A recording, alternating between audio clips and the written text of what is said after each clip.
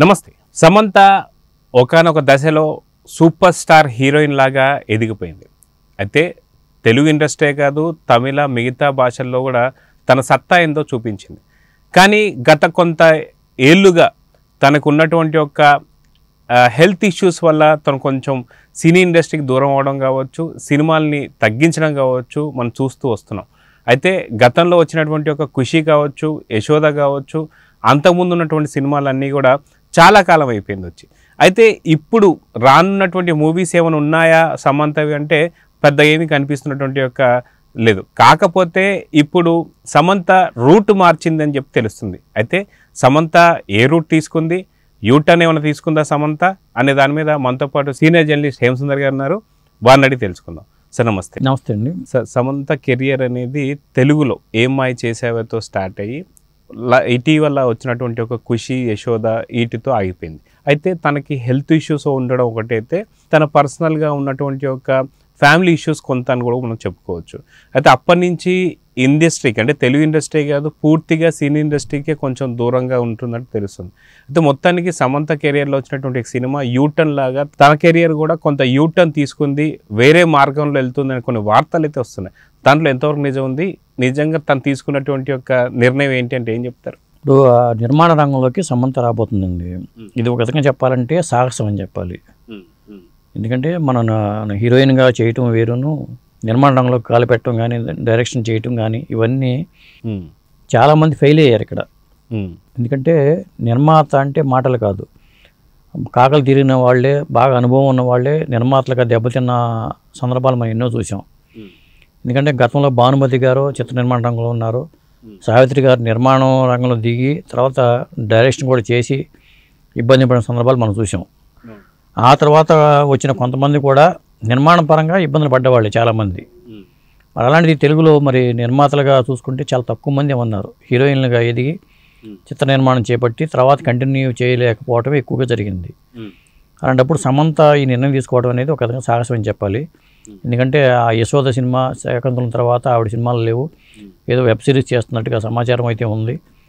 మరి నిర్మాణ సంస్థ ప్రారంభించి ఆవిడ ఆ ప్రయత్న సినిమా కూడా త్వరలోనే స్టార్ట్ అవబోతుందని సమాచారం అయితే ఉంది. అయితే సాధారణంగా సినిమాలో డైరెక్షన్ ఒక రంగం అయితే, నిర్మాత రంగం ఒక రంగం అయితే, నటులు ఇంకొక రంగం అని చెప్పుకోవచ్చు.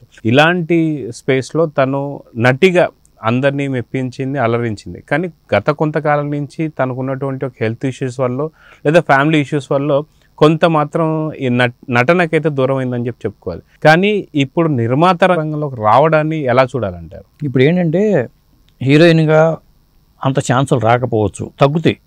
ఏజ్ ఎక్కువైన తర్వాత ఆటోమేటిక్గా అవకాశాలు తగ్గుతాయి. కొత్త కొత్త వాళ్ళు వస్తున్నారు, ఆవిడకన్నా అందమైన వాళ్ళు వస్తున్నారు, ఆవిడకన్నా బాగా పెర్ఫామ్ చేయగలిగిన వాళ్ళు వస్తున్నారు. ఇలాంటప్పుడు సాధారణంగా ఏం చేస్తారంటే హీరోలు కావచ్చు లేదా హీరోయిన్లు కావచ్చు, వాళ్ళు సొంతంగా నిర్మాణ సంస్థ రంగంలోకి వచ్చేస్తారు. సమంత కూడా చేస్తున్న ప్రయత్నం ఏంటంటే హీరోయిన్ ఓరియంటెడ్ సినిమాకే వెళ్ళిపోతుంది ఆవిడ.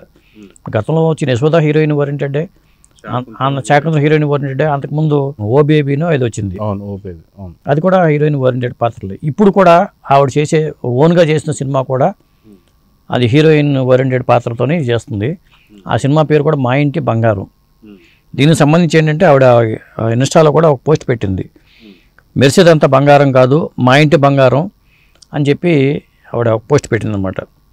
అంటే ట్రాలాలా మూవీన్ పిక్చర్స్ అంటూ హ్యాష్ట్యాగ్ పెట్టి సంథింగ్ కుకింగ్ అంటూ ఆవిడ కామెంట్ పెట్టింది. ఆ పోస్టర్ కూడా రిలీజ్ చేసింది. ఇది మా ఇంటి బంగారం అంటూ ఈ పోస్టర్ అనమాట. మా ఇంటి అనేది చిన్నగా పెట్టి బంగారం అనేది హైలైట్ చేసుకుంది.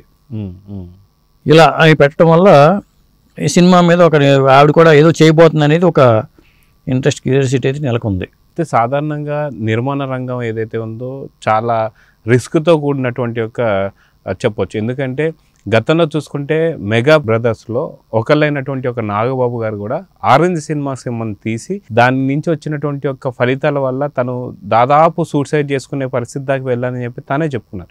సో ఒక్క సినిమా పూర్తి కెరియర్ని మార్చే పరిస్థితి కూడా ఉంటుంది. అదేవిధంగా నాగశ్విన్ గారి కెరియర్లో చూసుకుంటే గతంలో వచ్చిన సినిమాల కన్నా సరే కల్కి పూర్తి లైఫ్ స్టైల్ని మార్చేసిందని చెప్పి చెప్పుకోవచ్చు. సో సమంత సంబంధించి ఇప్పుడు ఈ సినిమా తీయడం అనేది రిస్క్ అనుకోవచ్చా లేదా? 100% రిస్కేనండి. సినిమా తీయడం అనేది సావిత్రి గారి విషయంలోనే రుజువైంది. ఆవిడ ఎంతో సంపాదించి పేరు విఖ్యాతలు సంపాదించి అది చివరికి చిన్నారి దేవతో ఏదో మొత్తానికి సినిమా గుర్తులేదు నాకు. ఆ సినిమా తర్వాత ఆవిడ చాలా ఇబ్బందులు పడైంది. అలాగే ఇప్పుడు కొంతమంది నయనతార లేకపోతే కంగనా రనౌత్, కరీనా కపూర్ ఇలాంటి వాళ్ళందరూ సినిమాలు చేసుకుంటూ వచ్చారు, నిర్మాణంలోకి వచ్చారు, కానీ చాలామంది కంటిన్యూ చేయట్లా. ఇప్పుడు వాణిశ్రీ గారు లాంటి వాళ్ళు లేకపోతే జయప్రద, జయసుధ మనం తీసుకున్న కొంతమంది ఏంటంటే జాగ్రత్త పడిపోయి ఇప్పుడు జాగ్రత్త పడిన సందర్భాలు చాలామంది ఉన్నారు. ఎందుకంటే మనకి ఇది రాకే కాదు, మనం చేయలేము. ముఖ్యంగా లేడీస్కి అయితే మరీ ఇబ్బందికరం అది. ఎందుకంటే వాళ్ళ శాతక బాధకాలు మన ఫీల్డ్లో ఉన్నాం కాబట్టి మనకు తెలుసు, మనల్ని ఎవరో మోసం చేయరు అనుకుంటారు. కానీ ఎప్పుడైనా కొత్త నిర్మాతకి అసలు రిస్క్. ఏదైనా హీరోలు అనుకో, వాళ్ళకున్న నెట్వర్క్ వేరుగా ఉంటుంది.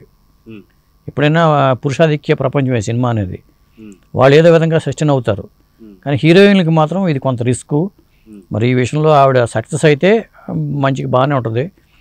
కానీ ఆవిడ ఎందుకు దిగుతుంది, ఏమిటి, తెలుగు సినిమాలు ఎందుకు చేపట్టాలనుకుంటుంది, తెలుగుని ఎందుకు టార్గెట్ చేసుకుంది అనేది అర్థం కావట్లేదు. మరి ఎవరి మీద టార్గెట్ చేసింది, సంథింగ్ కుకింగ్ అంటే ఎవరిని కుకింగ్ చేయబోతుంది, అత్తపాకి పెట్టుకుని ఉంది కాబట్టి ఆవిడ లక్ష్యం ఏంటి అనేది కూడా మనకు తెలియట్లా. అంటే సాధారణంగా చెప్పుకోవాలంటే తెలుగు ఇండస్ట్రీలో చాలా గొప్ప పేరున్నటువంటి ఒక అక్కినేని ఫ్యామిలీ సంబంధించినటువంటి ఆవిడగా చూడాలి. కానీ తర్వాత ఇప్పుడు బయటకు వచ్చేసింది కాబట్టి ఇప్పుడు తెలుగు ఇండస్ట్రీని ఎంచుకోవడం కావచ్చు, లేదంటే ఏదైతే తను చేయాలనుకుంటుంది తెలుగు ఇండస్ట్రీలో చేయాలనుకుంటుంది అంటే ఖచ్చితంగా ఏదన్నా మైండ్లో పెట్టుకునే చేస్తుందా అంటే ఏమంటారు? అంటే ఆవిడ అక్కినేని ఫ్యామిలీ కోడలుగా సినిమా రంగంకి వచ్చింది. కానీ నాగ చైతన్య డైవర్స్ అయిపోయిన తర్వాత అయినా కానీ తెలుగు మీదే ఫోకస్ పెట్టింది ఆవిడ. కాబట్టి తెలుగులో తనేంటి ప్రూవ్ చేసుకుందామనే తపన కూడా కావచ్చు. ఏదేమైనా ఇప్పుడు ఎక్కడైనా పేరు ప్రఖ్యాతులు సంపాదించుకున్నా లేదా పోగొట్టుకున్నా అక్కడే చేసుకుంటుంటారు ఎవరైనా సరే. అయితే ఇప్పుడు ఆడవాళ్ళు కూడా చాలామంది నిర్మాణ రంగంలోకి వస్తున్నారు. వచ్చి కొంతమంది సాధించింది కూడా ఏమీ లేదు. కొంతమంది దత్తుగారి పిల్లలు ఇద్దరు సక్సెస్ అయ్యారు. కానీ ఇప్పుడు కోటి రామకృష్ణ గారి అమ్మాయి నిర్మాణంలోకి వచ్చి ఆవిడ చేతులు కాల్చుకున్నారు. మరి ఇంకా అట్లా చూసుకుంటే చాలామంది ఉన్నారు, సక్సెస్ అయిన వాళ్ళు లేరు. కానీ ఇప్పుడు అక్కినేని ఫ్యామిలీలో ఏంటంటే సుప్రియ ఉన్నా కానీ ఆవిడ మేనేజ్మెంట్ వర్కే చేస్తూ ఉంటుంటారు, కానీ నిర్మాణ రంగంలో ఇన్వాల్వ్ అవ్వరు. నాగార్జున సంబంధించిన కథలు వింటాం కానీ దానికి సంబంధించిన మేనేజ్మెంట్ వర్క్ చేసుకుంటారు, కానీ వేరే ఇతరత్ర ఇన్వాల్వ్ అవ్వరు. ఇక నిహారిక కొన్నిదల కూడా సినిమా చేస్తున్నారు. అలాగే చిరంజీవి గారి అమ్మాయి వస్తున్నారు, అలాగే బాలయ్య బాబు గారి అమ్మాయి కూడా నిర్మాణ రంగంలోకి వస్తున్నారు. కాబట్టి రావటం తప్పేమీ కాదు. వీళ్ళకుండే బ్యాక్గ్రౌండ్ వేరు, వాళ్ళకి ఆవిడ సమంతకు ఉండే బ్యాక్గ్రౌండ్ వేరు. గతంగా ఒంటరి పోరాటం అని చెప్పాలి సమంత విషయానికి వచ్చేసరికి. వీళ్ళకున్న నెట్వర్క్ వేరు. అయితే సాధారణంగా మనం చూసుకుంటే చార్మి కూడా పూరి కనెక్ట్స్తో వస్తుంది. అయితే చార్మి కూడా గతంలో హీరోయిన్గా చేసింది, మంచి సక్సెస్ అయితే పొందింది. తర్వాత సమంతలానే కొంత ఏజ్ అయిపోయిన తర్వాత నిర్మాణంగా రావడం జరిగింది. వచ్చిన తర్వాత కొన్ని లైగర్ లాంటి ఒక డిజాస్టర్స్ కూడా తను మూట కట్టుకుంది. ఇప్పుడు ఏదైతే మళ్ళీ రాబోతున్నట్టు ఇస్మార్ట్ శంకర్ 2 డబల్ ఇస్మార్ట్ శంకర్ లాగా రాబోతున్నటువంటి తను కొంత అంచనాలు అయితే ఉన్నాయి. కానీ చార్మి కూడా పూరి జగన్నాథ్ సంబంధించి సపోర్ట్ అయితే తీసుకున్న సంగతి తెలుస్తుంది. అయితే ఇప్పుడు సమంత ఒంటరిగా వస్తుందా, లేదా నిజంగానే బ్యాక్గ్రౌండ్ ఏదైనా సపోర్ట్ బ్యాక్ ఎండ్ ఎవరైనా ఉండుండొచ్చు అని చెప్పి అనుకో. అంటే బ్యాక్ ఎండ్ వేరే సంస్థతో టైప్ పెట్టుకున్నారు, అది వేరే విషయం. వాళ్ళకి ఏం అనుభవం ఉంది ఏంటనేది మనకు తెలియదు. చార్మికి ఏంటంటే పూరి జగన్నాథ్ లాంటి వ్యక్తి పక్కన ఉన్నా కానీ లైగర్ లాంటి డిజాస్టర్ వచ్చింది. అంతకుముందు కొన్ని హిట్లు వచ్చినా కానీ పూరి లాంటి వ్యక్తి పక్కన ఉన్నా కానీ ఇబ్బంది పడాల్సి వచ్చింది. అన్ని రోజులు మనకు అనుకూలంగా ఉండవు. ఏదేమైనా చిత్ర నిర్మాణ రంగంలోకి మారటం అనేది మాత్రం సమంతకి రిస్కేనండి. వేరే వ్యాపారాలు చేసుకోవడం వేరే చేసుకోవచ్చు, కానీ సినిమా నిర్మాణ రంగంలోకి మహామోగులే నిర్మాణ రంగంలో మానేసిన వాళ్ళు చాలామంది ఉన్నారు. ఒకప్పుడు ఎంఎస్ రాజు గారు, మరి ఒక్కడు లాంటి సినిమా కానీ, దేవి కానీ, దేవిపుత్రుడు కానీ ఇలాంటి భారీ సినిమాలు చేసిన ఎంఎస్ రాజు గారే పెద్ద సినిమాలకు స్వస్తి చెప్పేశారు. మరి సురేష్ ప్రొడక్షన్స్ వాళ్ళు, సురేష్ మూవీస్ రామానాయుడు గారి అబ్బాయి వాళ్ళు సినిమాలు చేయట్లా. ఏవో బయట నుంచి వచ్చిన వాళ్ళు, మైత్రి మూవీ మేకర్స్, పీపుల్స్ మీడియా వాళ్ళు, వీళ్ళు తప్పితే పెద్ద రెగ్యులర్ నిర్మాతలు ఎవరు సినిమాలు చేయట్లా. ఇప్పుడు KS Ramarao creative commercials, KS Ramarao గారు కూడా సినిమాలు చేయట్లా. మరి ఇలాంటి ఉన్న పరిస్థితుల్లో మరి వచ్చి మనం ఏం సాధిద్దామని అంత ఇంత సంపాదించుకున్న డబ్బుల్ని మళ్ళీ వచ్చి దాంట్లో పెట్టి దాంట్లో పోగొట్టుకోవడం కరెక్ట్ కాదు నా ఉద్దేశం. సో చూద్దాం సార్, ఖచ్చితంగా సమంతకు మాత్రం కొంచెం మంచి రోజు రావాలని తనకు కూడా ఆల్ ద బెస్ట్ చెప్తూ చూద్దాం. నమస్తే.